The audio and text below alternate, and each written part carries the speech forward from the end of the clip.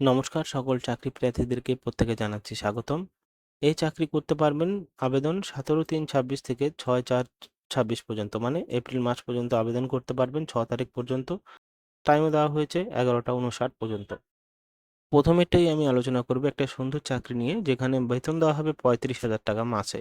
বলা হচ্ছে 21 বছরের থেকে 40 বছরের মধ্যে অ্যাপ্লিকেশন করতে পারবে, কিন্তু বয়স হতে হবে 1 জানুয়ারি 2026-এর মতে। আরেকটি চাকরি রয়েছে, তার বেতন দেওয়া হবে 30,000 টাকা। এখানেও কিন্তু 21 থেকে 40 বছরের মধ্যে অ্যাপ্লিকেশন করতে পারবে। আরেকটি চাকরি রয়েছে 22,000 টাকা বেতন, এখানে কিন্তু 19 থেকে 40 বছরের মধ্যে অ্যাপ্লিকেশন করতে পারবে। আর আরেকটি চাকরি রয়েছে 25,000 টাকা বেতন, এখানে 18 থেকে 40 বছরের মধ্যে অ্যাপ্লিকেশন করতে পারবেন। এবং সমস্ত চাকরি দেখবেন বয়স এবং বেতনটি আলাদা রয়েছে।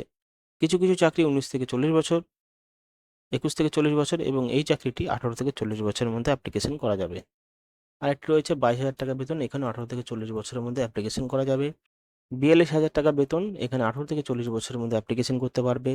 তো এই সমস্ত চাকরি যখন আপনার বয়স ক্যালকুলেশন হবে, সেটা কিন্তু 1 জানুয়ারি 2026-এর মধ্যে 18 থেকে 40 বছর, 19 থেকে 40 বছর, 21 থেকে 40 বছরের মধ্যে হতে হবে।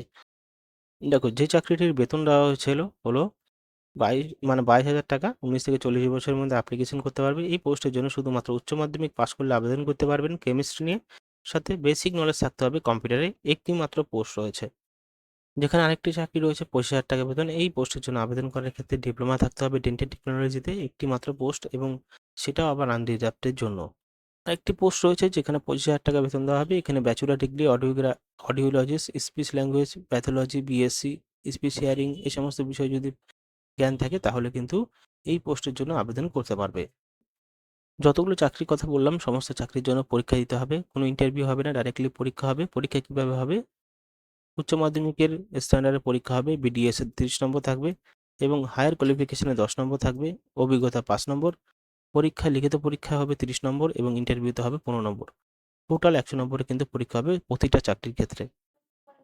অনলাইনে যদি আবেদন করতে চান, তাহলে কিভাবে করবেন? প্রথমে তো এখানে দেখতে পাচ্ছেন প্রত্যেকটা চাকরি ক্ষেত্রে পাশে কিন্তু রেজিস্ট্রেশন এবং লগ ইন আইডি বলা আছে। প্রথমে তো রেজিস্ট্রেশন করতে হবে, রেজিস্ট্রেশনে ক্লিক করতে হবে, ডাইরেক্টলি রেজিস্ট্রেশন পোর্টালে চলে আসবে।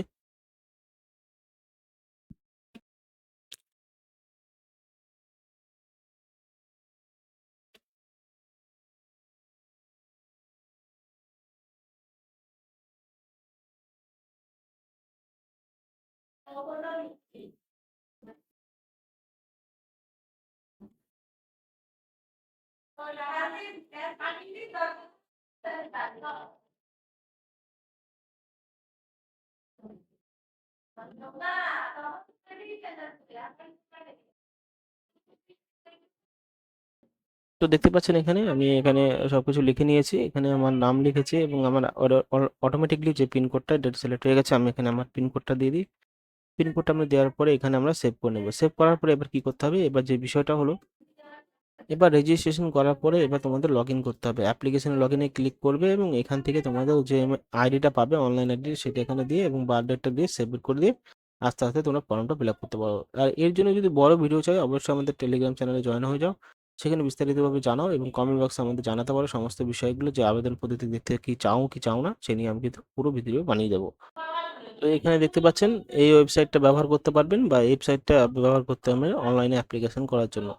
দেখুন, অনলাইনে অ্যাপ্লিকেশন করার জন্য যারা এসসি/এসটি প্রার্থী রয়েছে, তাদের জন্য 100 টাকা ধার্য রাখা হয়েছে, এবং যারা এই রিজার্ভ ক্যাটাগরি মানে এসএসসি ওবিসি যারা রয়েছেন, তাদের জন্য কিন্তু 50 টাকা ধার্য করা হয়েছে।